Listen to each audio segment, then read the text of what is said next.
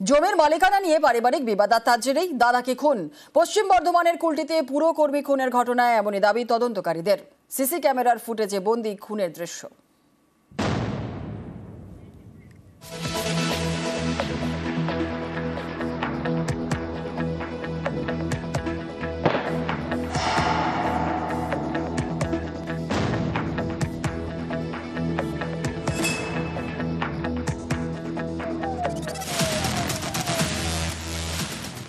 মাসখানেক আগে হুমকি, তারপরে খুন।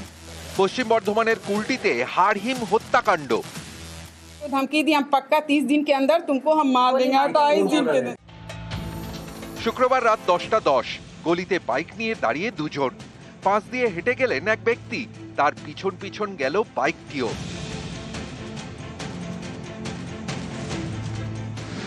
এরপরই পয়েন্ট ব্ল্যাঙ্ক রেঞ্জ থেকে মাথায় গুলি, বাইক নিয়ে হাওয়া। সিসি ক্যামেরায় বন্দী হত্যাকাণ্ড। গুলিবিদ্ধ হয়ে যে ব্যক্তি মাটিতে পড়ে গেলেন, তিনি আসানসোল পুরসভার কর্মী জাভেদ বারিক। দুজন দুষ্কৃতী এই জায়গায় ঠিক মোটরসাইকেল নিয়ে দাঁড়িয়েছিল এবং জাভেদ যখন বাড়ি ফিরছিল রাত 10টা বেজে 10 মিনিটে, তখনই দুজন দুষ্কৃতী পয়েন্ট ব্ল্যাঙ্ক রেঞ্জ থেকে জাভেদকে ঠিক এই জায়গায় গুলি করে এবং ঘটনাস্থলে সে লুটিয়ে পড়ে। দুষ্কৃতীরা অন্ধকারের সুযোগ নিয়ে ঘটনাস্থল ছেড়ে পালায়।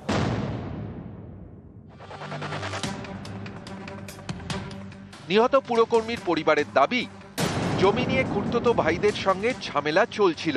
মাসখানেক আগে বাড়িতে এসে জাভেদকে খুনের হুমকি দেয় তারা। অভিযোগ, হুমকির 30 দিনের মাথায় ভাড়াটে শুটার দিয়ে খুন। 1 महीना से धमकी मिला था। वो रोड पे गए थे, वापसी में आ रहे थे तो वहीं कुआं के पास गोली मार दिया गया। 32 कट्ठा जमीन वो बेच चुकी। बस उसी सिलसिले में उसके नाम से केस किया गया।